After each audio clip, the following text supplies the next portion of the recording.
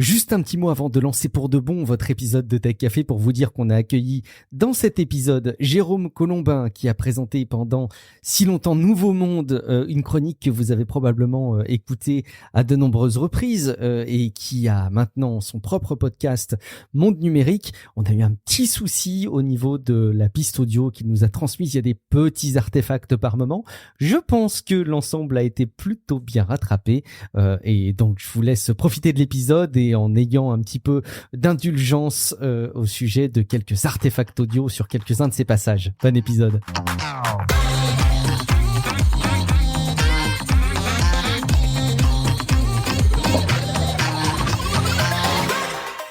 Vous écoutez Tech Café, le rendez-vous hebdomadaire sur l'actu tech et ses enjeux de société. Nous enregistrons ce 246e épisode le 12 octobre 2021. Dans le dernier épisode, on vous parlait de la multitude d'appareils connectés annoncés par Amazon et on va continuer à en parler d'Amazon dans cet épisode, mais au travers de sa filiale de streaming vidéo, Twitch, qui a fait l'objet d'une fuite assez colossale. Vous n'avez pas pu passer à côté de cette info. Une fuite colossale tant concernant les données qui ont été dévoilées qu'au sujet de la stratégie de l'entreprise. Facebook a pris la parole depuis sa panne, dont nous vous avions parlé la semaine dernière, et fait face à l'action de la lanceuse d'alerte Frances Haugen, ancienne employée du réseau social, qui a témoigné également avec la Commission européenne. Alors évidemment, un témoignage qui renforce les actions initiées dont nous avions déjà parlé, initiées par la Commission européenne. Ce sera l'occasion d'aborder aussi plusieurs sujets juridiques, mais tech quand même, vous allez voir, avec l'accès aux sites pornographiques qui revient sur le devant de la scène, la lutte contre la dérive criminelle avec les utilisations de crypto-monnaies ou encore l'appel d'Apple dans son procès face à Epic. Tout le monde les présentait globalement comme gagnants, mais ils veulent clarifier encore un peu plus le jugement ou gagner du temps, allez savoir. Je suis Guillaume Vendée, podcasteur technophile enthousiaste et je retrouve celui qui a préparé cette émission, celui qui est à l'actualité tech, ce que Twitch est au streaming de jeux vidéo, mais on espère qu'il n'a pas autant de fuites. Vous ne le trouverez toujours pas sur internet, sauf quand vous cherchez à commander son livre, Machine de jeu. C'est Guillaume Poggiaspala. Salut Guillaume.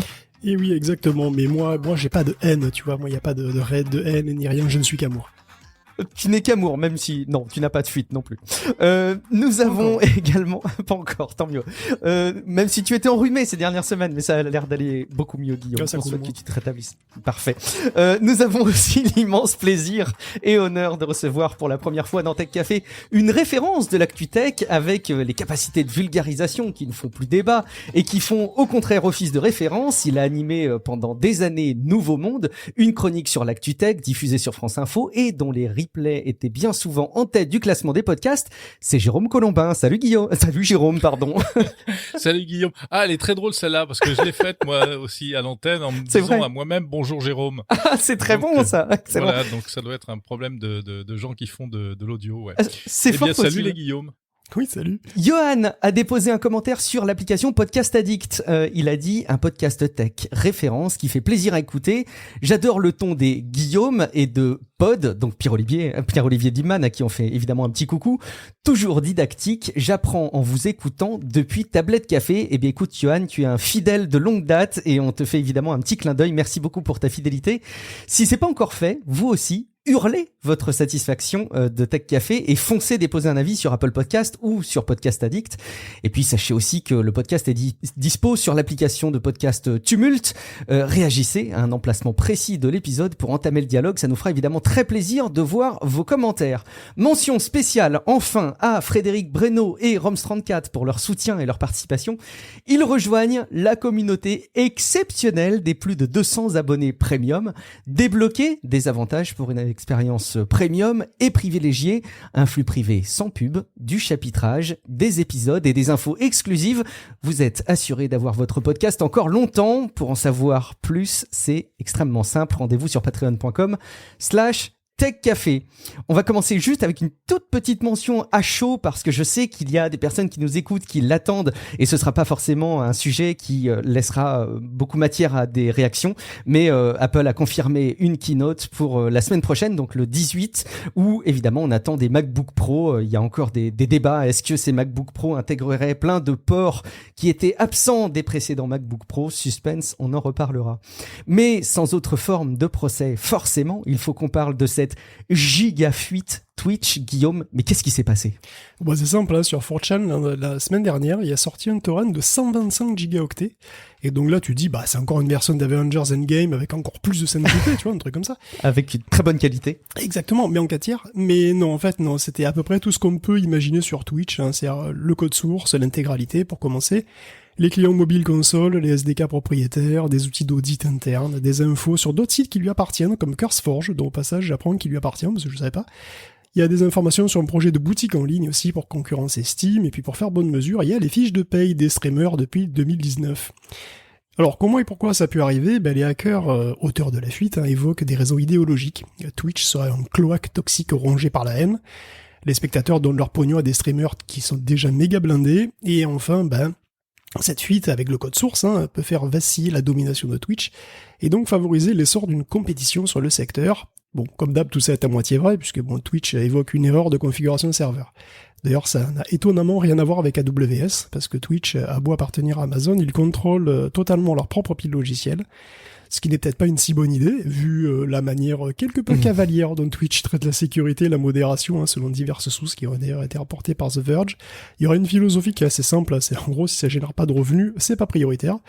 Bon, tout ça pour dire qu'on tient probablement un hack opportuniste, avec une motivation politique collée après coup, mais ça minimise pas, évidemment, l'effet assez cataclysmique que ça a eu sur Twitch et sa communauté, à commencer par le plus évident, les chiffres spectaculaires du fric gagné par les streamers. Alors, quand je dis aux streamers, c'est 0,001% des streamers qui gagnent bien leur vie, parce qu'évidemment, sur Twitch comme ailleurs, l'immense majorité gagnent que dalle, ou des cacahuètes par mois, parce que non, il suffit pas de se foutre en bikini dans une piscine pour devenir millionnaire Twitch.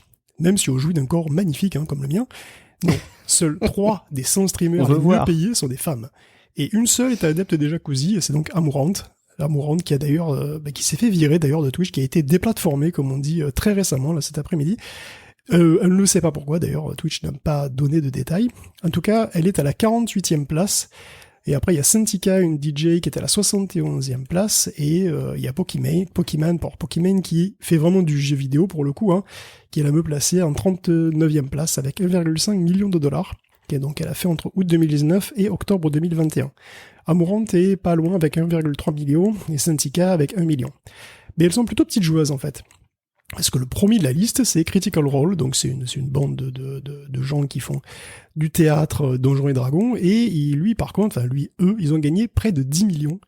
Le deuxième, c'est un truc que je vais pas me risquer à prononcer, puisque c'est XQCOW, avec 8,5 millions, et Shroud, dont on a parlé un petit peu ici, n'est qu'à la 25e place, avec 2 millions au compteur. Bon, faut bien voir que ces chiffres ne représentent qu'une partie des revenus des streamers en plus, parce que c'est les souscriptions Prime, les revenus pub via Twitch et puis les Twitch Bits comme ils appellent. Mais si t'es vraiment célèbre, évidemment tu peux aussi avoir des sponsors, d'autres sources de dons, du merchandising, etc. Donc en fait il y a gros à parier que les revenus totaux des stars soient encore entre 1,5 et 2 fois plus élevés que ça. Donc au passage d'ailleurs, si tu es vraiment célèbre sur Twitch et que tu leur apportes plein de trafic, comme sur Facebook, on ne te modère pas trop, voire pas du tout. Il y a Asmongold qui a déniché une liste de streamers à ne bannir sous aucun prétexte, donc une modération de vitesse qui rappelle furieusement Crosscheck sur Facebook. Alors tout ça évidemment a déclenché une petite prise de conscience quand même, une foule de spectateurs qui est pas très riche, qui donne une partie de leur maigre salaire à des streamers millionnaires pour je sais pas quoi, un peu d'attention. D'ailleurs, faut rappeler, je pense, la réaction très saine de Pokimane, qui l'an dernier a limité le don à $5 maximum, en disant que il n'était pas nécessaire de donner plus. Elle a carrément dit à sa communauté qu'elle voulait pas de leur argent, qu'elle voulait plus alimenter, je cite, ce cycle addictif de recherche d'attention parasociale qu'il y a sur Twitch. Donc Pokimane, alors j'ai dit Pokimane, chez Pokimane, peut-être qu'on dit en français, je sais pas exactement, mais bon. Elle confirme aussi qu'elle fait plus d'argent d'ailleurs, que c'est 1,5 million, puisqu'elle fait plein de partenariats avec les marques. Donc c'est tout ça, c'est un coup de transparence qui peut pas faire de mal. Et puis évidemment, Ludwig Number 6, Agren, a déjà fait un stream, bien sûr, là-dessus. Après tout, ses revenus, c'est aussi un tableau de score, c'est cette espèce de feuille Excel, c'est juste un tableau de score. Et Ludwig avait déjà un mème là-dessus, qui, selon ce qu'il confie à Wired, ça résume un petit peu l'état d'esprit des gros streamers, ce serait plus gros chiffre, meilleure personne. Bon, espérons que cette fuite rééquilibre un petit peu la donne, si vous avez 10 balles à donner, c'est peut-être que c'est mieux de le donner à quelqu'un qui fait pas déjà plus de 33 000 € par mois, ce qui est le cas de tout le monde dans le top 100. Jérôme, j'imagine que quand on suit l'ActuTech comme tu le fais, on est forcément marqué par une telle fuite. Je ne sais pas s'il y a beaucoup de précédents qu'on peut avoir en tête qui seraient aussi remarquables, mais est-ce que tu penses que ça peut mettre à mal Twitch, peut-être indirectement Amazon, ça me semble très difficile pour Amazon, mais est-ce que tu penses que ça peut mettre à mal Twitch, cette fuite de données ? Écoute, mettre à mal, je ne sais pas, parce que c'est quand même pas la première fuite. Alors c'est la première importante comme ça pour Twitch, mais c'est vraiment pas la première dans l'histoire des plateformes. Et on a même l'impression que ça se multiplie. Et c'est un peu ça le problème. Hein. Il y en a eu tout le monde y a eu droit. Il y a eu des fuites, me semble-t-il, chez Facebook. Il y a eu, enfin régulièrement, il y a des affaires comme ça. Oui. Que ce soit, puis alors bon, dans l'esprit des gens, tout se mélange. C'est fuite de données. Enfin derrière, ça veut dire quand même là intrusion dans un système, vol d'informations. Il y a des histoires anciennes. Rappelez-vous Sony qui avait été piraté et ça avait été carrément plus grave puisque les numéros de carte bancaire des utilisateurs avaient fuité. Il y a des fuites, même des films qui avaient fuité, il me semble d'ailleurs. Oui. Et il y a même des films, ouais, tout à fait. Il y avait des contenus aussi qui avaient fuité. Il y avait un projet de film qui était satirique vis-à-vis de la Corée du Nord, je crois, de mémoire d'ailleurs. Je me rappelle plus quel était le film là-dessus. Oui, et on avait pensé que peut-être du coup c'était des Nord-Coréens qui avaient fait le coup. Ouais. Ouais, tout à fait. Ouais. Non, mais d'un côté, on se dit c'est pas normal et ça traduit quand même un peu de légèreté par rapport à la sécurité des données des utilisateurs. Et de l'autre côté, on se dit est-ce que c'est pas une fatalité entre guillemets, enfin en tout cas que ce genre de choses se multiplient aujourd'hui, vu d'un côté le nombre d'utilisateurs de ces plateformes et de l'autre côté l'activisme et la mobilisation et la motivation de tous ces hackers. Moi j'ai pas particulièrement de sympathie, je l'avoue, pour les pseudo justiciers du web qui estiment qu'ils peuvent faire la loi pour un oui, pour un non, et donc ce monsieur là ces personnes qui s'en sont pris à Twitch pour des raisons idéologiques entre guillemets, écoute, il y a d'autres moyens que de se faire sa justice soi-même. Après, ça veut pas dire qu'il y a pas un problème sur Twitch, un problème de modération des contenus. Il y a eu des raids, enfin il y a des trucs assez dégueulasses qui se passent, donc c'est peut-être une manière d'attirer l'attention, je sais pas. Ouais, il y a une vraie ambivalence quand on essaye de juger si le terme est approprié, ce type de plateforme, parce qu'évidemment, on peut reconnaître quand même que c'est chouette, à la base, le fait de pouvoir diffuser comme ça en live des contenus vidéoludiques, ça démocratise aussi le jeu vidéo, ça permet de créer des rassemblements, mais il y a aussi toute la toxicité qu'on peut s'imaginer, ouais. Donc c'est vrai qu'on est très ambivalent quand on peut regarder Twitch. Mais c'est un peu tout le problème du numérique et des plateformes, et c'est-à-dire que moi j'ai un peu l'impression parfois que tout ça a été inventé en partant du principe que les gens sont gentils. Mais en fait, dans la vraie vie, les gens sont pas gentils. Ouais. Ou plus exactement, 90% des gens sont gentils, c'est vrai. Mais 10% sont méchants, sont des idiots, sont des provocateurs, sont des gens mal dans leur peau qui ont besoin d'agir. Et forcément, là, ils vont se lâcher, quoi. Je parle de ceux qui se livrent à des raids, à du harcèlement, des attaques sexistes, racistes, etc. Tout ce qui pollue un peu les commentaires sur Twitch. Mais ça remet pas du tout en cause l'existence de cette plateforme qui est super. Moi, je pratique pas énormément, même pas du tout Twitch, mais c'est génial. C'est encore on pensait qu'on avait tout inventé, qu'il y avait YouTube, Facebook, Twitter, machin. Ben non, il y a encore d'autres manières de créer comme ça, de diffuser du contenu, créer des émulations. Bah c'est assez génial. Hein. Ça veut dire que ça va continuer aussi probablement. Bon, si on peut mettre la toxicité de côté, c'est aussi bien, mais tant mieux effectivement pour la distribution de contenu. Et puis, ce qu'on doit aussi souligner dans le cadre de cette fuite de données, Guillaume, c'est qu'il n'y a pas que des informations confidentielles, il y a aussi presque pire que ça, il y a des projets, des vrais secrets stratégiques, notamment un projet de concurrence de la plateforme Steam qui a été mise à mal. Oui, il y a plein de trucs. Alors il y a la gigafuite, effectivement, cette gigafuite a aussi révélé les ambitions de Twitch qui vont au-delà du stream. Elle voudrait aller carrément marcher sur la plate-bande de Steam et même du PlayStation Home, tu peux rendez-vous compte. Donc, Twitch envisagerait de lancer une boutique de jeux, donc le nom de code évoqué, c'est Vapor. Je doute que ce soit le nom définitif, parce que ce sera un nom vraiment pitoyable. Le code, ouais. Vapor, concurrent de Steam, voilà. Tu sais, on dirait un petit peu les faux noms que t'inventes pour les séries B quand t'as pas la licence. Bon, de même pour Vapeworld. Donc, Vapeworld, je pense que Vapeworld, s'il sort comme ça, il va partager son patronyme avec 1355 boutiques de vapotage en France, je pense. Oui, Vapeworld, doit y en avoir au moins un par ville. Donc ce serait un salon de chat en 3D, ce Vapeworld, qui serait fait sur Unity. Bon, c'est une idée moins convaincante que celle de la boutique de jeux, qui est plutôt logique en fait pour Twitch. Hein. Bon, concurrencer Steam de fond, c'est de front, je vais y arriver. Concurrencer Steam de front et pas stream de fond. Concurrencer Steam de front, c'est pas facile. Epic dira pas le contraire. Ça lui coûte déjà bien assez cher. Mais Twitch a quand même une grosse base d'utilisateurs. Hein. Il a les serveurs et le chéquier d'Amazon derrière, donc il peut aussi jouer de sa spécificité, offrir des services intégrés, mais peut-être pas être totalement sur le même marché que Steam. Donc ça pourrait bien marcher. Bon, le fait que Vapor est fuité, pour l'instant, ça n'a pas vraiment été commenté par personne. C'est impossible de dire si ça va compromettre le projet ou si au contraire ça va précipiter sa sortie. Ce qui est sûr, par contre, c'est que si j'étais chez Twitch, je lancerais une énorme campagne d'audit sur mon code source. Puisque là, il se balade dans la nature depuis une semaine et c'est largement assez long pour qu'une troupe de hackers un petit peu motivés y trouve des bugs, des vulnérabilités qui peuvent être catastrophiques pour la sécurité du site. Et déjà vendredi dernier, on pouvait voir des images de la tronche à Jeff Bezos troller discrètement certains recoins de Twitch en arrière-plan. Bon, en plus, on peut aussi connaître les détails du fonctionnement intime de Twitch. Bon, le fait que le Golden Kappa soit pas aléatoire est anecdotique, hein, mais les méthodes de modération, de filtrage, elles sont beaucoup moins anecdotiques, et si on sait comment on filtre, on peut aussi contourner le filtre.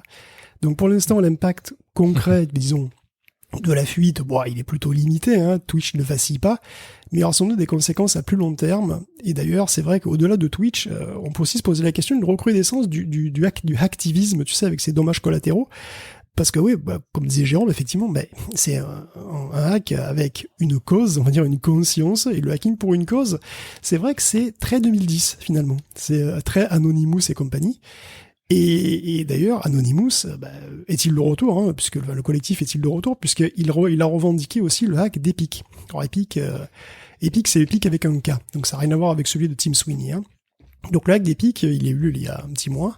Epic, pour simplifier, hein, c'était l'hébergeur de l'extrême droite américaine, et son hack rappelle un petit peu celui de Twitch quand même. C'était 180 gigaoctets de données fuitées en torrent, et une deuxième partie de 300 gigaoctets qui est sortie la semaine dernière. Et au passage d'ailleurs, il n'est pas exclu que pour Twitch ce soit pas fini, puisque l'archive a été nommée Part 1.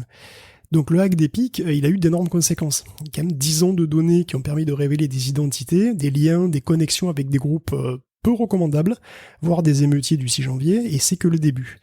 Donc c'est sans doute aussi un hack opportuniste, hein, d'ailleurs, Epic, hein, puisqu'il avait Epic, l'hébergeur, avait même été averti de sa vulnérabilité avant d'être dépouillé. Mais comme dans le cas de Twitch, les hackers ont rendu le données publiques sans chercher à faire de l'argent. Donc dans les deux cas, on est quand même très loin de ransomware traditionnel. Hein. Bon, le fait que les hackers les hackers de Twitch, en l'occurrence, ils accusent Twitch d'être toxique, mais ils postent le paquet sur 4chan, qui est sans doute un des pires endroits de l'internet. Donc ça peut laisser songeur, tu vois.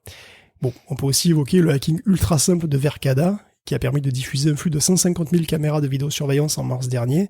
C'est un Suisse qui l'a fait pour le LOL, et pour exposer aussi l'ampleur de la surveillance dont on est déjà l'objet. En tout cas, il l'a pas fait pour le fric non plus. Donc, est-ce qu'on est à la veille d'une nouvelle vague de hacks idéologiques, qui est facilitée par plein d'outils qui sont désormais facilement disponibles, et aussi par plein d'ingénieurs système proches du burn-out, hein, qui font une boulette sur boulette, et une boulette de configuration, ça peut avoir des grosses conséquences. Les fichiers de config, comme ça a l'air de rien, mais c'est un pouvoir de vie ou de mort, hein, sur tes serveurs et sur ton business.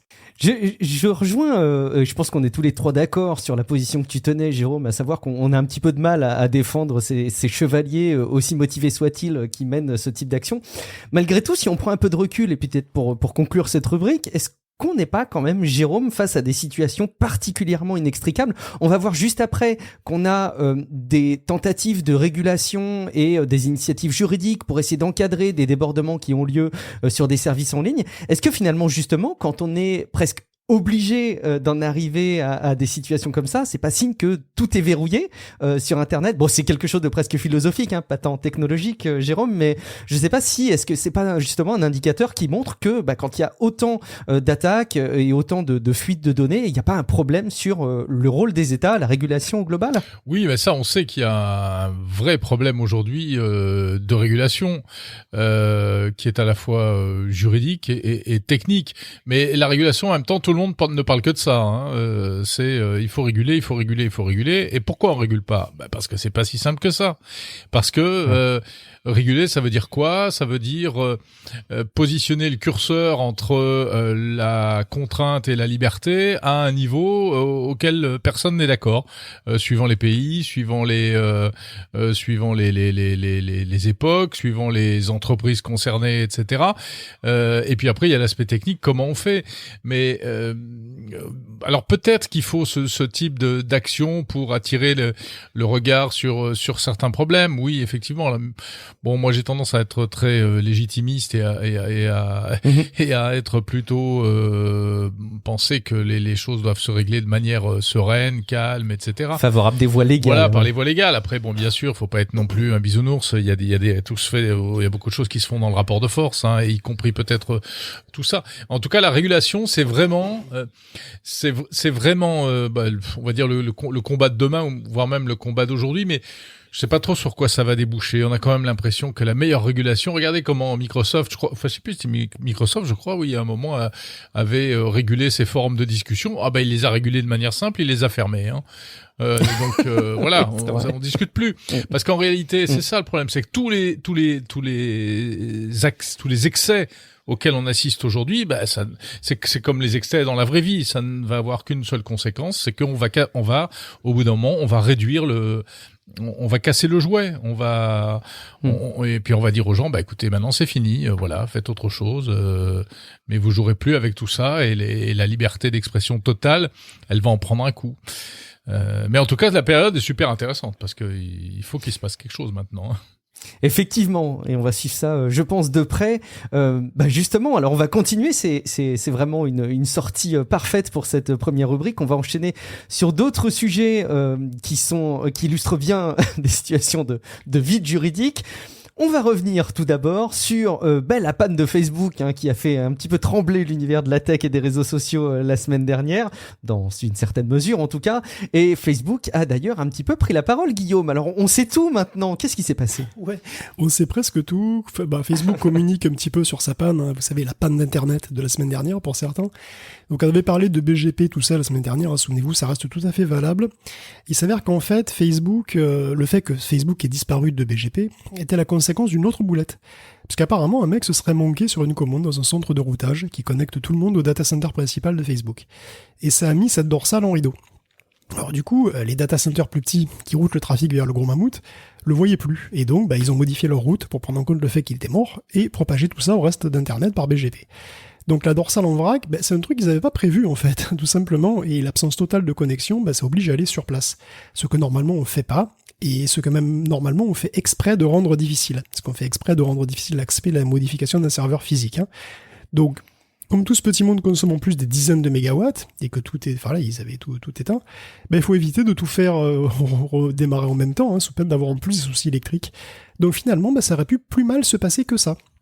Alors, comme d'habitude, Facebook s'excuse et dit qu'il fera mieux la prochaine fois. Tu sais, Facebook, c'est un petit peu des experts de la contrition. C'est un petit peu comme la SNCF. C'est, oh là là, on est désolé, hein, vraiment, merci de votre patience. Comme si on avait le choix, tu sais. On s'excuse pour la gêne occasionnée. Bon, enfin, remarque, Facebook s'est beaucoup excusé. Mais dans le cas de Frances Haugen, finalement, pas tant que ça. Facebook essaye plutôt de décrédibiliser Frances, hein. Elle travaille pas au département qui s'occupe des jeunes, donc comment elle peut comprendre, tout ça. Voyons, elle peut comprendre juste en lisant les trucs, hein, parce qu'ils ont été écrits, et en regardant les jolis graphiques en couleur, il me semble, mais bon. De toute façon, Frances est déjà considérée comme une héroïne, au moins par un sénateur démocrate, et il est sans doute pas le seul. Donc globalement, Facebook est dans le caca, hein, et ils répondent assez peu aux attaques. Donc ils disent qu'ils sont pas d'accord, que c'est pas logique, tout ça, mais ils se gardent bien de dire pourquoi ou comment. Et Zuckerberg, lui, s'expose pas. Mais ça risque de pas durer comme ça, parce que Frances a littéralement laminé Facebook au Congrès. Et on a le détail, ça y est, on a les fichiers PDF, si vous voulez, des 8 plaintes qui sont quand même très graves. Donc parmi les 8 plaintes, on a le rôle de Facebook dans l'insurrection du 6 janvier, la modération laxiste du contenu haineux, la santé mentale des adolescents, l'usage de Facebook pour le trafic d'êtres humains, et oui, rien que ça, la promotion de contenus polarisants, la modération à 2 vitesses des VIP, on avait parlé aussi, la facilitation de la haine raciale, et pour couronner le tout, la dissimulation des vrais chiffres de sa base utilisateur et la surfacturation de ses services publicitaires. Alors toutes ces plaintes sont placées sous l'angle « Facebook ment à ses investisseurs parce que », ou bien « il a menti au Congrès en disant que », etc. Par exemple, il a menti à ses investisseurs en disant qu'il promeut des « meaningful social interactions », bon, alors que ne sont pas si meaningful que ça, qui modère aussi si bien qu'il le peut, etc. Donc, la dernière plainte quand même est savoureuse, parce que ça pourrait faire le scandale Facebook de la semaine, notre petit SFS, hein. Puisqu'en gros, la part des jeunes de 18-24 ans décroît sur Facebook depuis 2013. Ça vous étonnera sans doute pas beaucoup. Les jeunes trouvent Facebook négatif, fake et ennuyeux. Et même durant la pandémie, la part de jeunes a baissé de 13%. Mais un élément quand même vient au secours des résultats Facebook, c'est les comptes multiples. Et c'est pas anecdotique, puisqu'il y a 11% des MAU, donc les Monthly Active Users, les utilisateurs actifs mensuels, qui seraient en fait des doublons, et jusqu'à 15% chez les jeunes. Et Zuckerberg a nié compter les comptes comme des MAU en 2018, mais le CFO de Facebook, lui, est pas d'accord. Les comptes étaient comptés et le compte n'y est pas. Donc le compte des comptes, c'est une vieille histoire qui a déjà été relayée dans le Financial Times. Sauf que surévaluer ton reach, c'est aussi surfacturer les annonceurs. Et de 10 à 16% maximum, c'est vrai, mais à grande échelle. En personne devant le Congrès, donc Frances n'y est pas allée de main morte.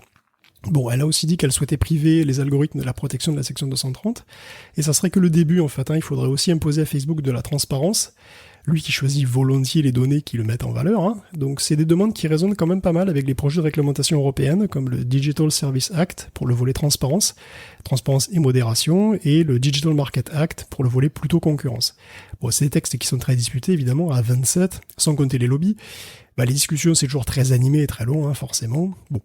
Pour conclure, disons que la Cour suprême de Facebook, elle-même, son Oversight Board, voudrait aussi discuter avec Frances. Genre, on est bien intéressé par tout ce que Facebook nous dit pas d'habitude. L'entité qu'ils ont eux-mêmes initiée, effectivement. Alors c'est presque une continuité de la discussion précédente, Jérôme, quand on observe tout ça. On a parlé de régulation, mais il y a une autre position aussi qu'on pourrait être tenté de tenir. Moi, j'avoue que j'ai mis beaucoup de temps avant de me faire une opinion sur le sujet. Mais parfois, on peut parler de démantèlement. C'est revenu un petit peu sur le devant de la scène la semaine dernière parce que il y avait la sénatrice américaine Alexandria Ocasio-Cortez qui avait pris la parole en disant vous voyez bien que c'est la preuve quand il y a plein de situations de professionnels, d'utilisateurs qui sont verrouillés parce qu'il y a une panne qui concerne autant de services qu'ils ont rachetés parce qu'ils avaient peur de la concurrence qu'il faut démanteler. Alors Jérôme, quand on regarde ça d'un extérieur, est-ce qu'une des solutions ça pourrait être le démantèlement d'un groupe comme Facebook? Écoute, je te pose des questions faciles, t'as vu, pour un épisode avec nous. Je réponds par oui ou par non, c'est ça? Oui, c'est ça. Non, mais c'est l'éternelle question du... En tout cas, cette affaire de Facebook, c'est vrai qu'elle est énorme. Je pense que c'est vraiment du niveau de Cambridge Analytica. Ça fait déjà 15 jours qu'on en parle. On a fait une émission pendant 1 heure l'autre jour chez mon camarade François Sorel sur BFM Business. Moi, j'en ai parlé dans mon podcast Monde Numérique. C'est vraiment le truc... c'est une sorte de tournant et c'est pas clair cette histoire-là parce que je pense qu'il y a effectivement bien sûr plein de choses à dire, on découvre plein de trucs. Il y a un bouquin qui vient de sortir qui est super intéressant, je sais pas si vous l'avez vu passer, ça s'appelle L'incroyable histoire, je crois en traduction française, écrit par 2 journalistes américains qui racontent les arcanes de Facebook. Et il y a des trucs de fou, on découvre que pendant des années il y avait des milliers d'ingénieurs qui avaient un libre accès à toutes les datas des utilisateurs, y compris les messages sur Messenger, y compris la géolocalisation via l'appli mobile, etc., etc. Bon, il y a des trucs pas nets. Et en même temps, cette dame là, j'ai l'impression que elle a un peu tout simplement fait encore une fois, ça sont des supputations, mais elle a fait les frais d'arbitrage budgétaire, peut-être un peu arbitraire, mais d'arbitrage budgétaire interne, comme il y a dans toutes les entreprises, parce qu'il y a des logiques qui s'affrontent. D'un côté, vous avez des équipes de sales qui sont là pour vendre du Facebook, faire monter l'audience. Les ingénieurs, la logique, c'est que ils trouvent tous les trucs possibles et imaginables pour faire monter l'audience, et donc y compris des trucs vraiment pour favoriser l'addiction. Et puis de l'autre côté, il y a tous les efforts en matière de modération, une certaine préoccupation, sans doute pas assez, mais de l'influence d'Instagram ou de Facebook sur les jeunes notamment, et donc essayer de faire calmer tout ça. Vous avez tout ça, ça s'entrechoque, et au milieu, à un moment, il faut faire des arbitrages, dire on va mettre plus de fric ici, plus de fric là, etc. Et elle a dû voir passer des trucs qui l'ont énervé à son niveau, et elle en a déduit que Facebook c'était le diable. J'ai un peu l'impression qu'elle dit des choses vraies, mais il y a une vision un peu caricaturale. Mais au moins, elle donne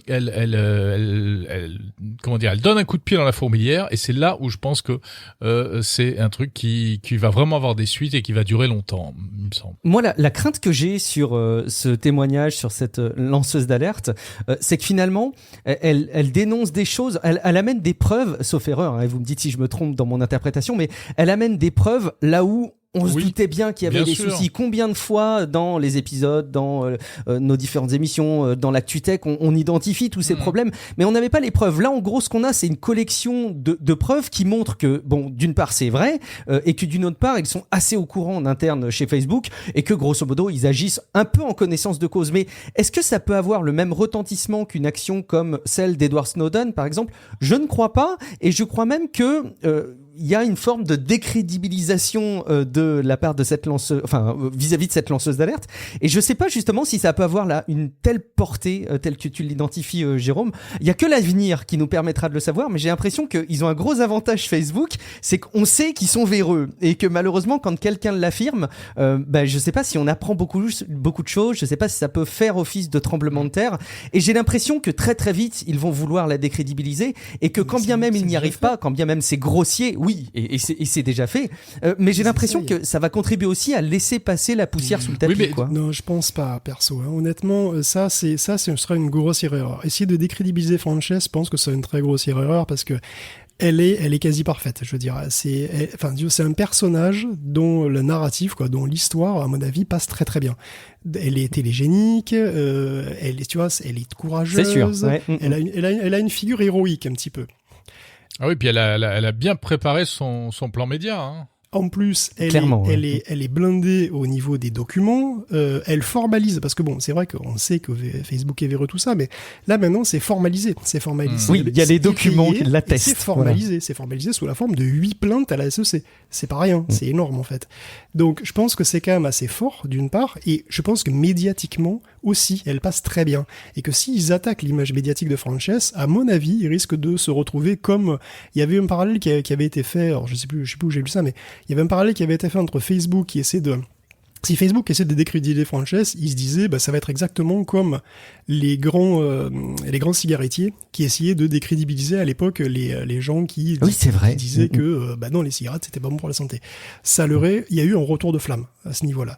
Moi je crains qu'il y ait je crains une que dalle pour Facebook en personnel, mais en tous les cas, comprend ce que tu veux dire. Je pense qu'il pourrait y avoir un gros retour de flamme s'ils attaquaient médiatiquement Frances, parce qu'à mon avis elle est très bien placée. Très bien, bon on va passer à un autre sujet maintenant, c'est le conflit qui oppose les personnes qui veulent défendre un internet qui soit protégé d'images pornographiques et forcément l'industrie derrière, et puis surtout toute la manière dont c'est organisé et dont on peut limiter les choses.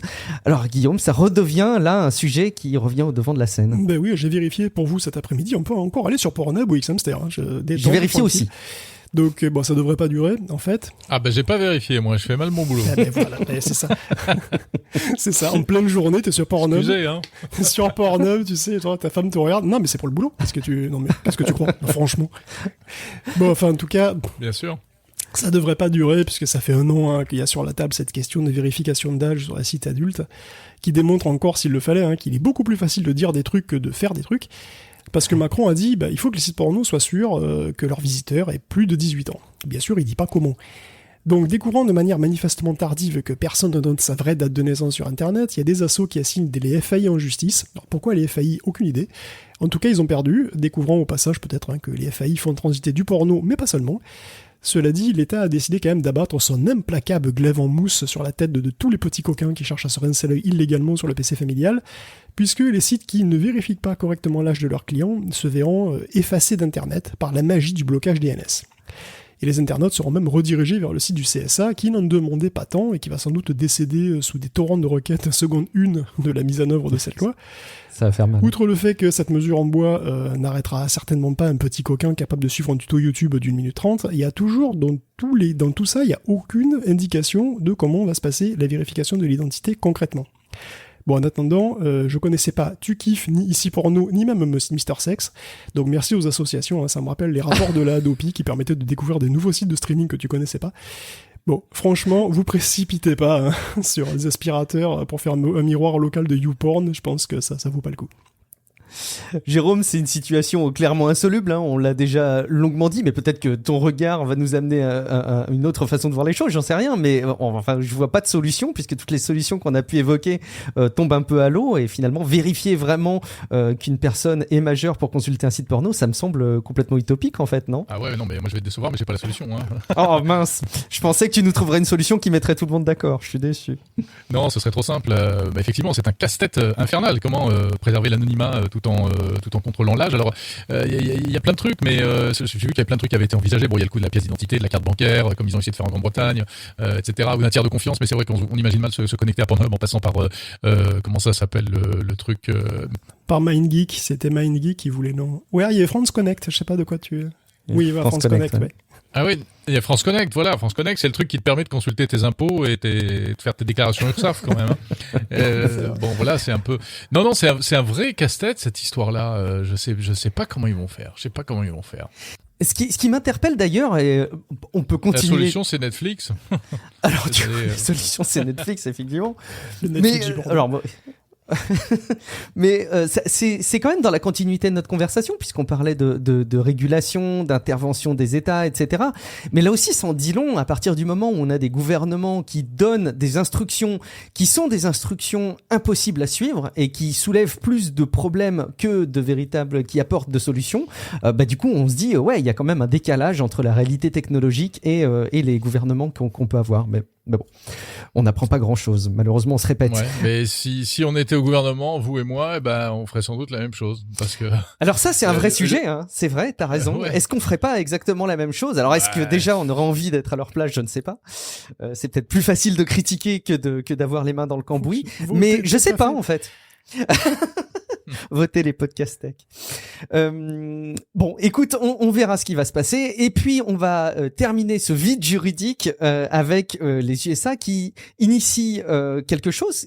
Ils veulent créer une force de l'ordre qui va lutter contre les abus des crypto-monnaies, Guillaume. Oui, c'est une news assez rapide en fait. Hein. Le département de la justice américain veut créer le NCET, le National Cryptocurrency Enforcement Team, qui va s'occuper tout simplement des crimes qui sont commis. Alors des crimes, en fait, ça va globalement s'occuper de toutes les bourses de crypto qui s'occupent du blanchiment de Bitcoin, de blanchiment de crypto, qui sont largement utilisés par les cybercriminels. Hein. Quand tu payes quelqu'un, quand tu payes donc un ransomware, cette rançon, évidemment, elle va vers une adresse, et en général cette adresse, elle va dans une bourse très particulière, qui en fait mélange les transactions, qui fractionne les montants, qui mélange les transactions entre elles, etc. pour essayer de rendre la chose intraçable, tout simplement.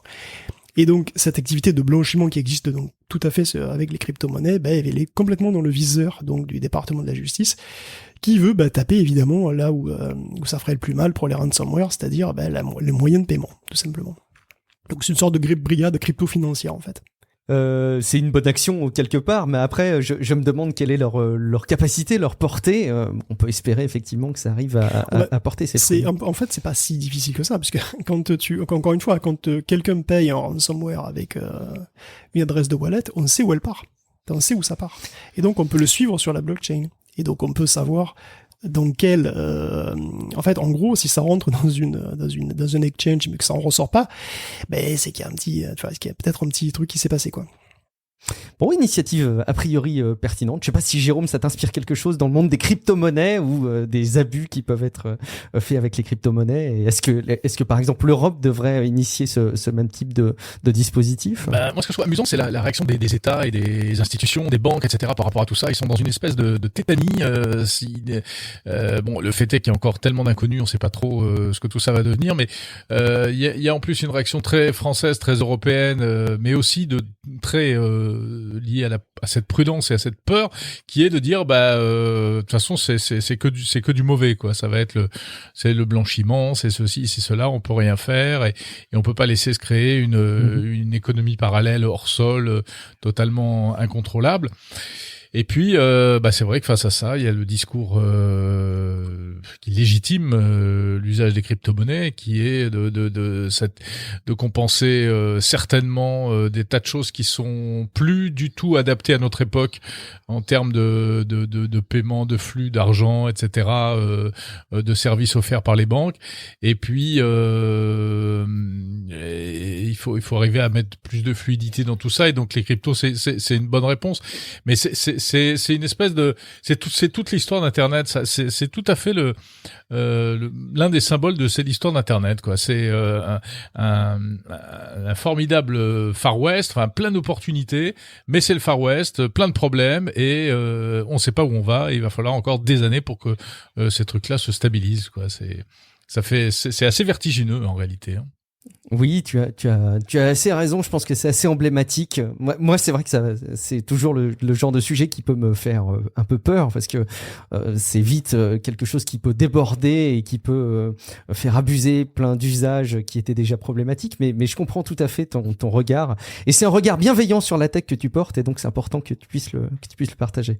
Ouais, mais quand Facebook a annoncé sa monnaie Libra, là, moi j'avais fait l'interview de David Marcus, le papa de ce truc-là, de ce projet. Et je trouvais ça génial parce que effectivement ça répondait à plein de problèmes qu'on a aujourd'hui avec les systèmes traditionnels de paiement et autres. Et puis finalement après ça m'a un peu fait penser au piratage de musique où on trouvait tout ça génial, on trouvait tous ce truc-là génial, mais on oublie que finalement ça développe une criminalité, oui. D'un côté les piratages, de l'autre côté là ça va être des flux d'argent incontrôlables. Oui, c'est pas facile hein, de hacker l'État proprement en fait. C'est pour faire court. On n'a pas trouvé encore la recette miracle, effectivement. Puis tout est histoire de proportion, encore une fois. Je pense que l'image que tu donnes sur le piratage et le streaming de musique, c'est aussi une histoire de proportion, finalement. On l'a appris dans l'histoire. Allez, on change, on reste dans les domaines juridiques, mais on va aller un petit peu à l'inverse, là, du 100% pur jus plein juridique. Guillaume, on a du nouveau du côté du procès qui voit s'affronter Apple et Epic, parce que Apple a décidé finalement de revenir sur le jugement qui a été quand même globalement favorable. Enfin, il y a matière à discuter là-dessus. Oui. Mais ils sont revenus dessus, Guillaume. Oui, le procès Epic contre Apple, c'est Apple qui l'a gagné, c'est ce qu'a dit Apple. C'est aussi un petit peu ce que disait Epic d'ailleurs, puisqu'ils ont fait Apple. Mais là, finalement, Apple aussi fait Apple. Donc, j'aime bien Apple fait Apple. Oui, c'est dur à dire, on va pas y arriver. Pas mal. Mais ça passe encore mieux en anglais, puisque Apple made a pill. Tu peux l'écrire aussi Apple made a pill, c'est-à-dire la pomme fait une pelure. Et j'aime beaucoup. Et c'est Tim Sweeney qui l'a tweeté en premier. Respect à lui. Donc, ils sont finalement d'accord, en fait, hein, tous les deux. Voilà, ils sont pas contents. Epic parce qu'il a eu gain de cause que pour une seule chose. C'est-à-dire, les devs doivent être autorisés à renvoyer sur des plateformes, pour être renvoyés sur des plateformes de paiement alternatives. Et presque un mois plus tard, Apple s'est soudainement réveillé et a décidé que, non, c'était encore trop. En fait, on soupçonne que Paddle n'y soit pas étranger. Alors Paddle a réveillé Apple d'un grand coup de pagaie dans la tronche en proposant un système de paiement avec une commission de 5 à 10% qui prend très simplement la forme d'un lien à mettre dans ton appli et c'est tout. Donc c'est vraiment un truc minimal, mais c'est un service qu'il donne et c'est un truc qu'Apple est désormais forcé à accepter, enfin en tout cas à partir du 9 décembre, selon l'injonction du tribunal, et donc il veut le bloquer le plus vite possible. Parce que c'est quand même Paddle, la première boîte à tenter de tirer directement avantage du procès. Il semble sur le point de créer un précédent, et Apple ne veut pas tolérer ce précédent, ne veut pas de ce précédent. Alors pas pour lui, hein, attention. Non, pas pour les millions ou les milliards de dollars de commissions qui vont lui passer sous le nez. Bien sûr que non. Non, c'est pour vous, pour votre sécurité. Parce que Apple, il peut pas vous protéger si vous allez sur Internet, la jungle post-apocalyptique aux mille périls, Internet qui est dangereux. Parce que vous savez, Apple vous protège. C'est connu qu'il n'y a absolument aucun scam sur l'App Store, qu'il y a 0 application chelou avec des abonnements impossibles à annuler. Ça n'existe pas. Donc, retour au tribunal. Et franchement, je le cache pas. J'espère que le jugement sera moins favorable à Apple cette fois-ci. Ça me ferait mourir de rire. Tu vois, j'ai gagné, mais je veux gagner plus. Ah, si seulement. Tu sais, ça me rappelle tellement Chirac. Oui, quoi? Oh, attention à ce que tu vas dire. La dissolution en 97. Ah oui, je sais, ça commence à dater un petit peu. Les plus jeunes d'entre nous auront pas compris la référence, mais je l'ai saisi, Guillaume. On a un parti pris assez évident sur ce sujet, Jérôme. Je sais pas, est-ce que tu vas dans le même sens que l'analyse de Guillaume, ou est-ce que tu as un regard un peu plus critique, ou peut-être plus nuancé sur ce conflit? Guillaume, je trouve que t'es un peu dur sur le côté sécurité parce que oui, il y a des applis un peu merdiques, mais sincèrement, je pense qu'il y en a moins qu'il pourrait y en avoir si d'abord il y en a moins que sur Android et il y en a moins que si Apple ne faisait rien. Quand même. Donc c'est pas des saints, mais ce côté hyper contrôlé et tout, je pense qu'on en tire bénéfice. Après que Apple abuse un peu de sa position dominante, c'est quasiment certain. Et cette histoire-là, ça les remet un peu en question et c'est pas plus mal. Et je pense qu'effectivement, ça fera du bien à tous les développeurs, les petites entreprises, les petits développeurs qui se font un peu tordre le cou, qui ont tellement besoin d'être sur Apple, mais qui du coup sont obligés de passer par les fourches codines de l'App Store, etc. Et ils n'ont pas beaucoup de marge d'œuvre. Je pense qu'il y a effectivement un rapport de force à rétablir un peu dans l'autre sens, quoi. Moi, j'ai interviewé il y a pas très longtemps un porte-parole d'une association qui existe au niveau européen et qui fédère des petits développeurs et qui a engagé véritablement un bras de fer contre Apple pour essayer de faire valoir ses droits. C'est-à-dire que ils partent du principe que ce qui fait la valeur de l'iPhone et de l'App Store, c'est aussi la présence de toutes ces petites applications. Après, c'est vrai que dans le lot, il y a des applications carrément dégueulasses qui sont là juste pour t'escroquer, et il y en a d'autres qui sont sans doute pas très bonnes, pas très intéressantes, qui vont être plus une nuisance qu'autre chose. Mais c'est pas le cas, et il faut quand même que Apple, on le remette un peu à sa place pour laisser un peu d'air à tous ces applications et tous ces développeurs qui sont hyper créatifs et qui contribuent à l'innovation et à la créativité. Donc je pense qu'en ce sens, le coup de force de Epic Games, c'est plutôt pas mal. On parlait, oui, je suis toujours un petit peu sévère avec Apple, mais c'est ma marque de fabrique. C'est de bonne guerre. Non, pas vraiment, mais si, remarque, si un petit peu. Évidemment que si. Non, mais il faut être sévère, mais il faut être sévère avec tous, dans ce cas-là. Ouais, c'est pas faux. Mais j'essaye. Mais non, mais on parlait de Twitch tout à l'heure, et d'ailleurs, ça me fait penser que j'avais vu passer les commissions que prend Twitch sur surtout sur les abonnements, les dons, etc. C'est assez énorme aussi, hein. Je pense que dès qu'une plateforme devient vraiment très grosse et devient quasi monopolistique, quand même, tu le sens passer. Hein, ouais. En même temps, moi, je créerais une plateforme et j'aurais le succès de Twitch, je prendrais une grosse commission aussi. C'est ça. Voilà, parce que j'essaierai du coup de pouvoir payer les gens à un bon niveau, de pouvoir investir, etc. C'est un peu toujours la même histoire. Oui, et puis en plus, c'est pas une position pour le coup mensongère, elle est transparente. Alors elle peut être imposée et on peut difficilement la contester, mais au moins elle est transparente, c'est sûr. Et après, ça n'empêche pas visiblement certains de dégager des jolis bénéfices, et tant mieux pour eux. Et tant mieux pour eux, absolument.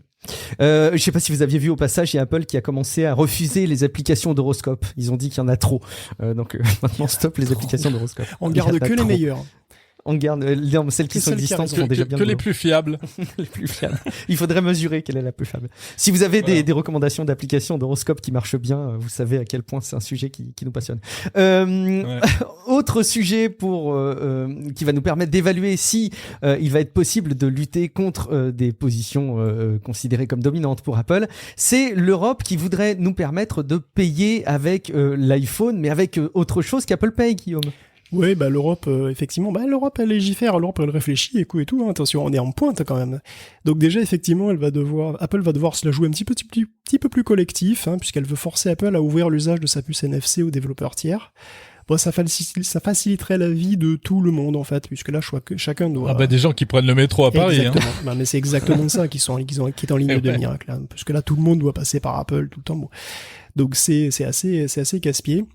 Et puis puisqu'on y est effectivement en Europe aussi, donc les députés européens se sont prononcés contre la surveillance de masse et contre plein de trucs en fait qui sont effectivement pas très cool. Hein. Donc par exemple, les systèmes d'intelligence artificielle, les algorithmes qui doivent être ouverts. Voilà, il faudrait interdire aussi les bases de données privées de reconnaissance faciale, la police comportementale et la notation des citoyens, et la reconnaissance automatique d'ailleurs ne devrait pas être utilisée pour le contrôle de frontières dans l'espace public.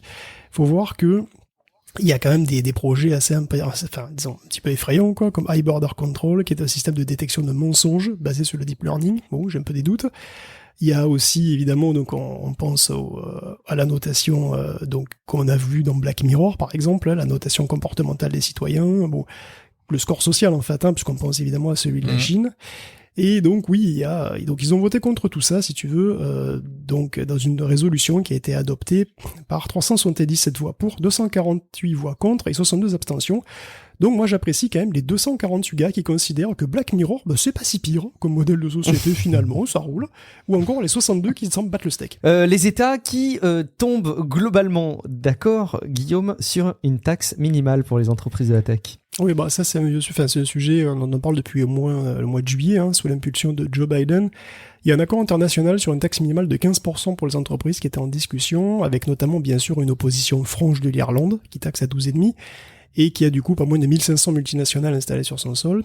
Donc finalement, après des discussions qu'on imagine intenses, et moyennant l'élimination du au moins dans le au moins 15%, ça y est, l'Irlande arrête de faire sa mauvaise tête, Et donc c'est les 136 pays, donc c'est comme 136 pays qui sont d'accord entre eux, ça veut dire déjà toutes les nations de l'OCDE et du G20, et c'est collectivement 90% du PIB mondial. Donc voilà, elles sont d'accord sur un point. Les multinationales devront payer les taxes là où elles génèrent des profits, et pas seulement là où elles ont une présence physique, et ces taxes seront au moins de 15%, pour toutes celles qui ont un chiffre d'affaires supérieur annuel à plus de 750 millions. Pour les autres, en Irlande par exemple, ça restera 12,5%. Alors la différence entre différence de 2,5% ne semble pas énorme, mais dans l'ensemble, toutes ces mesures-là, ça pourrait quand même rapporter à terme 150 milliards en plus par an. Donc tout ça, c'est bel et bon, mais on pourrait discuter 15%, c'est suffisant ou pas, etc. Mais concrètement, de toute façon, le moins important dans la phrase précédente, c'est à terme. Parce que c'est pas fait, c'est pas encore en vigueur, ce truc. L'OCDE anticipe une mise en place en 2023, mais c'est loin d'être acquis, parce qu'il faut que chaque pays fasse passer des lois nationales, et à commencer par les États-Unis eux-mêmes, qui sont pourtant initiateurs du truc. Il va falloir que le traité soit ratifié par les 2/3 du Sénat, ce qui est peu probable, et à moins d'une divine surprise de ce côté-là, il faudra attendre une réforme des impôts proprement dite, ce qui nous amène en 2025 carrément, donc il n'est pas du tout clair que cet accord soit ratifié avant une autre élection présidentielle, et franchement, je me refuse à penser à la prochaine élection présidentielle américaine, et d'ailleurs à la nôtre non plus, je veux profiter d'une période d'insouciance béate, d'ignorance bienheureuse, du calme avant la tempête de caga, comme disent les Américains. Chanceux que tu es. Jérôme, tu nous interromps si tu as la moindre remarque ou élément à compléter. Non, je bois vos paroles. Il a tellement bien préparé ces éléments-là, Guillaume. Et on va voir si on va autant boire ce qu'il va nous relayer. Et là, je pense qu'on a peut-être matière, alors parfois à sourire ou à espérer, va savoir. Mais il y a une nouvelle loi anti-Amazon, vous savez, ça revient là aussi souvent sur le devant de la scène, qui vise à aider les libraires qui souffrent de la distribution de livres par Amazon avec la livraison gratuite, Guillaume. Oui, il y a eu un texte en 2014 qui interdisait ça interdisait à Amazon de proposer la remise de 5% en plus de la livraison gratuite. Bon, alors on sait tous que cette fois, Amazon a contourné ça avec le centime symbolique, l'envoi au centime. Donc la loi vise à rétablir une équité entre les librairies et les plateformes en ligne. Donc évidemment, on nomme jamais Amazon précisément. Donc le syndicat de la librairie française estime que l'envoi postal devrait être entre 6,50€ et 7€. Bon, c'est débattu, mais globalement, on va remettre des frais d'envoi minimaux qui sont entre 2 ou 3€. Alors Amazon et l'AFTAC table sur 2 à 3€. Évidemment, ça serait plutôt 3 à 5€ du côté du syndicat. En tout cas, on essaie de rééquilibrer un petit peu tout ça. Bon, forcément, je sais bien, je vous entends déjà, ça va faire débat. Est-ce que ça va pousser les Français à retourner en librairie ou pas? Est-ce que Amazon va se débrouiller pour contourner encore une fois cette loi-là? Est-ce que de toute façon vous en foutez parce que vous voulez absolument votre livre à 18h le soir, donc il y a qu'Amazon qui peut proposer ce genre de truc? Je vous laisse juger. Alors moi je m'en fous parce que je lis que des livres électroniques. Déjà, t'as réglé le problème, effectivement. C'est extrêmement rapide. Mais cela dit, attends, l'histoire c'est quoi? C'est que les frais de port par la poste des livres vont baisser, c'est ça? Enfin, il serait question de les brider. Non, c'est ça que tu disais? Vers le bas, c'est-à-dire en fait, vers le bas, c'est ça. Amazon à faire payer 2 ou 3€, peut-être plus, l'envoi des livres. Ah oui, c'est-à-dire qu'en fait, c'est pas qu'on va rendre le transport gratuit pour les libraires, on va le faire payer pour Amazon. Oui, bien sûr. Oui, bon, c'est n'importe quoi. Et puis on imagine bien qu'il y aura effectivement des pirouettes que trouveront Amazon sur le sujet. Moi, à chaque fois qu'on aborde ce sujet, je me complais à relayer ce qu'on m'avait appris. Je fais un petit clin d'œil à Bertrand Soulier qui m'avait assez longuement relayé cette position, et je comprends ce qu'il voulait dire. Il disait que c'était pas tant Amazon qui avait fait souffrir les libraires français, mais que c'était plutôt la grande distribution. On sort un peu là aussi des sujets tech. Non, mais c'est vrai ça. Il disait à quel point les stands de librairie, des Auchan, des Carrefour, etc. avaient fait beaucoup de mal aux libraires. Et je peux le comprendre. Alors j'ai pas de chiffres, mais je pourrais tout à fait l'entendre. Enfin oui, non mais il y aurait tellement à dire là-dessus, parce que Amazon aussi, en tout cas, il fait pas plaisir aux libraires, mais il fait très plaisir aux éditeurs. Ça c'est clair. Faut pas l'oublier. Et c'est quand même les éditeurs qui diffusent les livres, et c'est quand même les auteurs qui les écrivent aussi, parce que le livre, moi j'ai écrit quelques bouquins. Bon, c'est formidable les livres, mais c'est une longue chaîne d'intermédiaires dans lequel l'auteur qui est à la source, lui, il récupère qu'une toute petite partie du prix du livre. Et sur les frais de port, notamment, moi j'ai été confronté à ce problème-là. Eh bien, c'est vrai qu'il y a une loi en France qui est que on peut avoir des frais de port réduits quand on envoie les livres à l'étranger. Et dans certains pays, pas dans tous, parce que c'est dans le cadre de la diffusion de la culture française, etc. Mais tu veux envoyer juste à l'autre bout de la France un bouquin qui coûte 12 €, eh ben ça va te coûter entre 3 et 6 €. Enfin, un truc de fou, quoi. C'est absurde. On marche sur la tête. Jusqu'à la moitié du prix du bouquin, on va savoir. Ben ouais, exactement. Allez, on va conclure cet épisode en ta compagnie, Jérôme, avec une petite rubrique jeux vidéo. Alors, il y a une question rituelle à chaque fois qu'il y a une nouvelle voix qui rejoint les participants à Tech Café quand on aborde la rubrique jeux vidéo. C'est d'essayer d'identifier un peu le profil de gamer que tu représentes. Jérôme, est-ce que tu as un joueur passionné, investi, ou très occasionnel, ou inexistant? Alors, je vais te dire, je vais vous décevoir. Je ne suis pas gamer. Je l'ai été.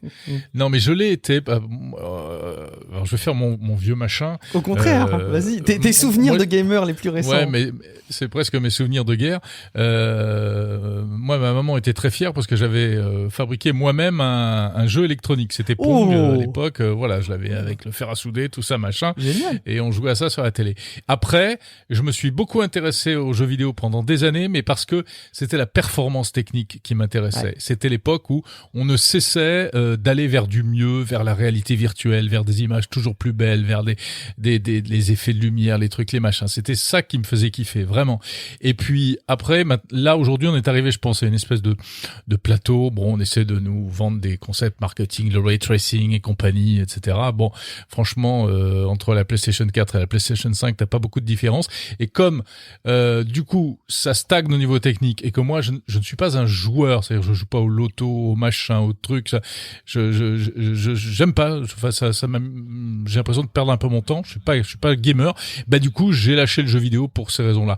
Et puis c'est aussi parce que quand on vieillit, on devient de moins en moins bon, de moins en moins de réflexes, et on en a marre de se faire tuer par les plus jeunes, quoi. Oh, ça se confirme. Alors le sentiment que j'ai en ce moment va s'accentuer si ça se trouve. Ça me fait la peine. Oui. Et est-ce que la réalité augmentée, la réalité virtuelle, trouve grâce à tes yeux, peut-être parce qu'il y a des aspects d'usage en dehors des jeux vidéo? Oui, mais parce qu'exactement pour les mêmes raisons que ce que je viens de t'expliquer. C'est-à-dire que moi, quand je mets l'Oculus et que je découvre des nouveaux programmes en réalité virtuelle, c'est des trucs qui n'existaient pas avant. Et c'est la performance technique, c'est l'expérience nouvelle. Ça, j'adore. J'ai l'Oculus qui t'emmène dans la station ISS et puis tu te balades là-dedans, etc. Ouais, ça, j'adore ça. Ouais. Et alors, ultime question avant de laisser Guillaume qui doit frénétiquement attendre de dérouler sa chronique autour des jeux vidéo. Est-ce que tu as eu l'occasion de tester les Magic Leap justement, ou les produits de Microsoft? J'ai testé HoloLens, oui, et HoloLens Mesh. C'est-à-dire la version réseau. J'ai testé, je crois, tous les casques de réalité virtuelle. J'avais été, je crois, l'un des premiers journalistes français à avoir testé la première version du HTC Vive quand ça avait été dévoilé au Mobile World Congress de Barcelone. Et j'étais complètement sous le charme. C'était extraordinaire. Et voilà, oui, non, ça, il y a plein de trucs super, c'est vraiment et puis ce que j'ai adoré, là, tout dernièrement, c'est les Facebook Workrooms. Je sais pas si vous l'avez essayé. Alors moi je l'ai pas testé, j'imagine que Guillaume non plus forcément. Ah bah moi j'ai testé, c'est fabuleux, c'est génial. Alors c'est du boulot, hein. Enfin c'est plutôt l'idée, c'est on se connecte à plusieurs et on se retrouve projeté dans une salle de réunion pour travailler, hein. Donc c'est plutôt orienté boulot. Une salle de réunion virtuelle, on est représenté par des avatars et c'est hyper bien fait. Il y a une captation des mouvements des mains, une captation même des mouvements du visage ou en tout cas de la parole, ce qui permet d'animer la bouche de l'avatar. Il y a l'intégration, on peut intégrer de la vraie vidéo, de la visio à l'intérieur et ça donne il y a du son spatialisé, donc ça donne une sensation de proximité avec les gens qui sont là, avec lesquels on peut parler. Tu te tournes sur la gauche et tu peux chuchoter quelque chose à la personne qui est virtuellement sur ta gauche. Et ça n'a rien à voir avec les visios débiles et fatigantes qu'on a faites à répétition pendant le confinement. Je pense que c'est vraiment une dimension intéressante. Pour le boulot, c'est super bien fait. Ils ont fait vraiment un super boulot. C'est très intéressant ce que tu dis parce que ça fait j'ai entendu à plusieurs reprises des témoignages qui vont dans le même sens que le tien, que ce soit d'ailleurs des personnes enthousiastes de la réalité virtuelle ou pas, des personnes critiques de Facebook ou pas. Il semblerait effectivement que les tests soient assez convaincants. Ça donne envie de tester encore plus. Alors justement, forcément, on parlait de casques, de réalité augmentée, de réalité virtuelle. Guillaume, on a du nouveau avec un acteur qui revient d'outre-tombe, c'est Magic Leap, justement. Ben oui, Oculus peut trembler, ou trembloter. Enfin, je sais pas, avoir un petit frisson sur la nuque au moins, je sais pas. Enfin, toujours est-il que c'est pas un, mais deux nouveaux concurrents reviennent sur la scène de la réalité virtuelle augmentée. Alors ouais, je sais, je suis sur des nouveaux concurrents, comment est-ce qu'ils peuvent revenir, hein? C'est quoi cet embrouille? Alors le premier, c'est Magic Leap, dont on n'a jamais vraiment su de qui ils étaient les concurrents, malheureusement. Après, alors eux, ils étaient virtuels du début à la fin. C'est vrai qu'on pensait que c'était les concurrents d'HoloLens, et puis finalement, bon. Enfin bon, en tout cas, après ce qu'on peut appeler avec indulgence le total naufrage du Magic Leap 1 et le licenciement de la moitié de son personnel quand même, hein. Même Magic Leap revient après une levée de fonds de 500 millions de dollars supplémentaires. Incroyable. Et là, évidemment, la question se pose, comment font-ils? Après avoir englouti 3 milliards pour le Magic Leap 1, comment font-ils? Comment est-ce qu'on trouve autant de pognon aussi facilement? Parce que franchement, moi, je veux le savoir. N'oublions pas que j'ai un Steam Deck à acheter. Donc, franchement, si vous savez. Bon. Magic Leap revient donc avec Magic Leap 2. Qui est donc mieux, meilleur que l'un, hein. Donc il y a 2 fois le champ de vision, il est 20% plus léger, c'est à peu près tout ce qu'on sait pour le moment. Bon, le prix et le public visé donc n'est pas vraiment connu, et d'ailleurs depuis le CEO de Magic Leap est parti, et c'est été remplacé par Peggy Johnson, qui est une ex-Microsoft, et elle table sur une forte croissance de la réalité augmentée, dont le marché pourrait croître à 140 milliards en 2024. Bon, surtout grâce au 4e confinement et à la 7e vague du variant Oméga, hein, sans aucun doute. Arrête. Donc, le deuxième concurrent d'Oculus, c'est HTC avec son Vive, et oui. Alors le Vive Focus, donc Vive Focus contre Oculus Quest, Vive tout court contre l'Oculus Rift, tout simplement. Et du coup, là, est-ce que c'est un nouveau concurrent? Ben, en fait, un peu, parce que le Vive Focus c'était déjà un casque VR autonome, c'est vrai, mais il était cher et il a franchement jamais fait de l'ombre à l'Oculus Quest. Alors que là, Vive arrive avec un nouveau truc, enfin, on s'y attend depuis un moment, parce qu'il y a il y a eu quand même beaucoup de fuites. Et donc, il revient avec un truc qui s'appelle le Vive Flow. Donc, c'est un casque VR autonome qui est à destination du grand public et qui va aller avec, roulement de tambour métaphorique, un métaverse. Et oui, puisque Vive est donc un nouveau concurrent d'Oculus sur le concept du métaverse. Bon, c'est jeudi, devrait être formellement dévoilé ce truc-là. On s'attend à un casque plutôt stylé, façon lunettes de ski, pas ultra puissant. En fait, on s'attend plus à un truc plus proche d'un Oculus Go, pour des expériences VR sociales et de la consommation de contenu, avec un accès à ce qu'ils appellent le Viveport Verse, qui est plus ou moins la même chose que Horizon Worlds, en fait, de Facebook, en version HTC. Donc voilà, le futur apparemment passe par cette espèce de vision qui ressemble pas mal au PlayStation Home, en fait, finalement, mais en réalité virtuelle. Bon voilà, vous avez hâte de découvrir le métaverse. Alors moi j'ai particulièrement hâte de savoir à quel pourcentage de bullshit Jérôme estime que le métaverse est. Est-ce que tu penses qu'il y a une notion qu'on n'a pas identifiée et qui nous paraît intéressante, ou est-ce que tu fais partie des personnes qui considèrent que c'est simplement un buzzword du moment? La réponse n'est pas facile, je sais. J'avais promis qu'on ferait pas une émission trop longue, mais quand même. Non, moi je suis très bon public pour ce genre de choses. Donc j'ai envie d'y croire. Alors la sortie de Mark Zuckerberg cet été, voilà, il jette le truc, il en fait un vrai projet pour Facebook. Bon, c'est bien, ça tombe bien, ça permet de parler d'autres choses à propos de Facebook. Ça on peut pas empêcher de remarquer ça. Mais derrière derrière ça. Je trouve que l'idée est intéressante. Bon, évidemment, il y a eu des choses dans le passé. On se souvient de ces mondes virtuels, auxquels on promettait des avenirs absolument incroyables, et tout ça est tombé à l'eau. Donc, on peut se dire que ce sera pas mieux avec Metaverse. Mais en même temps, ça fait une nouvelle histoire à raconter par rapport à la tech. C'est quelque chose de qui est pas déconnante. Non, qui est pas déconnante. Et puis ça élargit l'horizon, si tu veux. Ça nous met dans une nouvelle orbite. Il y a sans doute des raisons, des éléments de communication, des trucs marketing, etc. Mais tant pis, c'est pas grave, ça fait partie du jeu. Et je pense qu'il y a c'est peut-être aussi un grand mot pour tout simplement des outils qui aujourd'hui paraissent un peu magiques, comme par exemple le truc Workrooms dont je parlais tout à l'heure, mais qui vont peut-être se banaliser, se démocratiser. Donc moi je suis plutôt favorable, et ça me plaît bien cette histoire de Metaverse. J'aime bien, ça me fait bien rêver. Bon, observons ça encore ensemble pendant quelques temps. On verra ce qui va en ressortir. En attendant, Guillaume, tu t'es penché sur la nouvelle version de Windows Vista, de Windows 11, pardon, qui a un nouveau souci. Vista. Pardon.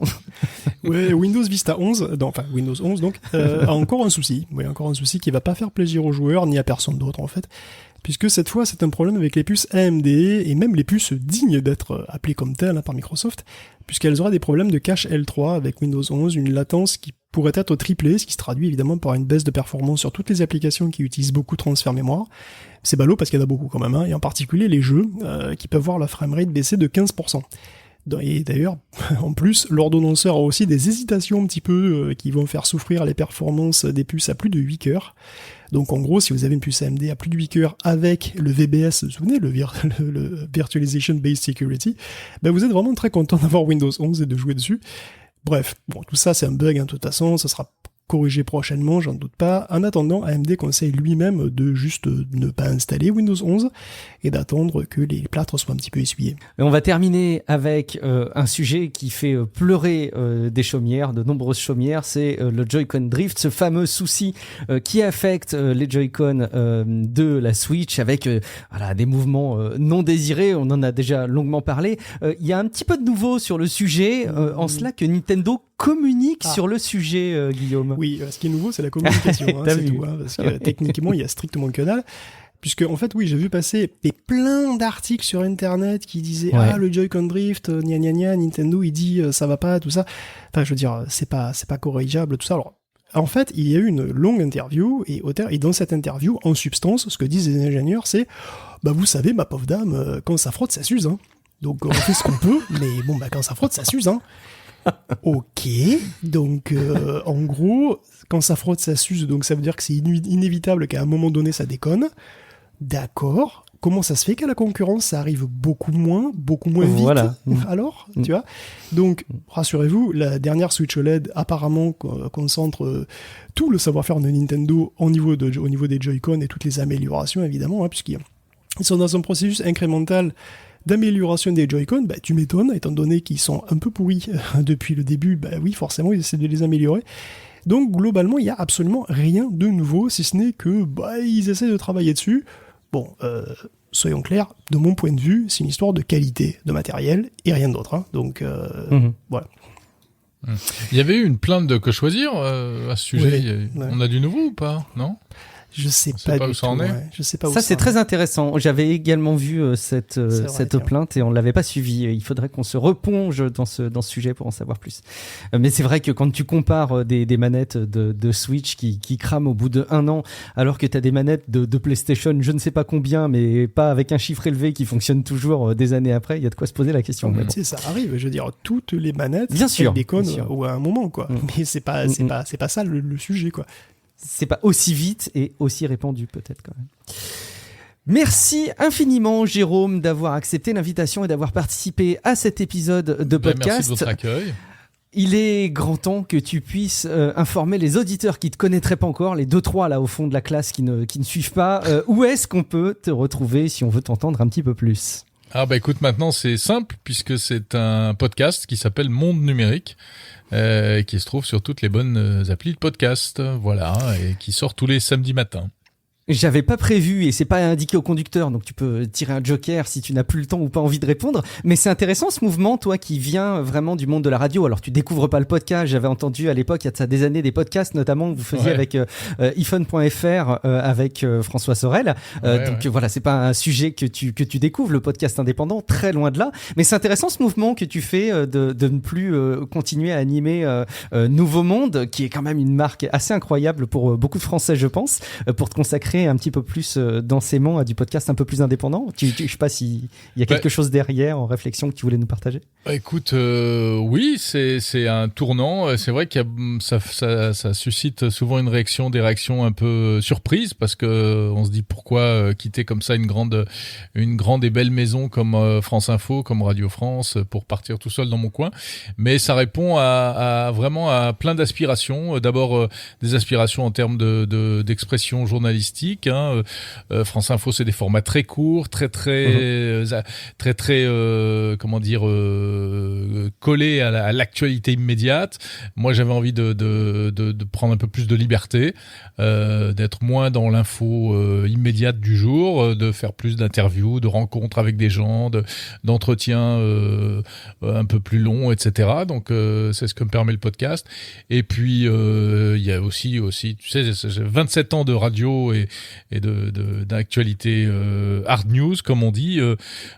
C'est à la longue, on a envie simplement de changer d'air, en fait, et voilà. Et puis en plus, moi j'ai un tempérament un peu d'entrepreneur, d'innovateur, on va dire, et j'aime bien me lancer dans des nouvelles aventures, et donc j'ai sauté le pas parce que je me suis dit si je le fais pas maintenant, je le ferai plus, et je vais me retrouver à faire mon pot de départ à la retraite à Radio France avec les collègues, et j'avais pas envie de ça. Voilà, c'est ça. Eh ben écoute, merci beaucoup en tout cas d'une part d'avoir participé à Tech Café, mais aussi pour tous ces épisodes de podcast qu'on est nombreux à avoir écouté, je pense, et puis pour ta pédagogie. Merci beaucoup à toi Guillaume d'avoir préparé cette émission. Il est grand quel temps boulot, pour toi aussi. C'est impressionnant. Mais chaque semaine, je suis impressionné par ton travail, Guillaume. Merci vraiment, beaucoup. Non, mais non, enfin. Merci beaucoup, en tout cas. Très beau boulot. Un travail éditorial incontournable que vous aimez tant, et en plus on peut te retrouver Guillaume, n'est-ce pas? Où est-ce qu'on peut te retrouver? Eh ben écoute, tu vois sur Twitch, Amourante s'est fait dégager, donc je pense qu'il y a une place à prendre dans son jacuzzi. Oh oui. Bon, on va te soutenir, on va seber Guillaume pour toi. Merci beaucoup, je suis Guillaume Vendée, vous me retrouvez sur guillaumevendée.fr, et puis bien entendu, je compte sur vous si vous avez apprécié cet épisode d'aller déposer des petites étoiles sur Apple Podcast, sur Podcast Addict, ça compte évidemment beaucoup pour nous, et puis d'envisager un soutien sur Patreon, patreon.com/techcafé. En attendant, je vous souhaite une très belle continuation et je vous dis à très bientôt dans un prochain épisode de Tech Café. Ciao à toutes et à tous. Ciao à tous. Salut.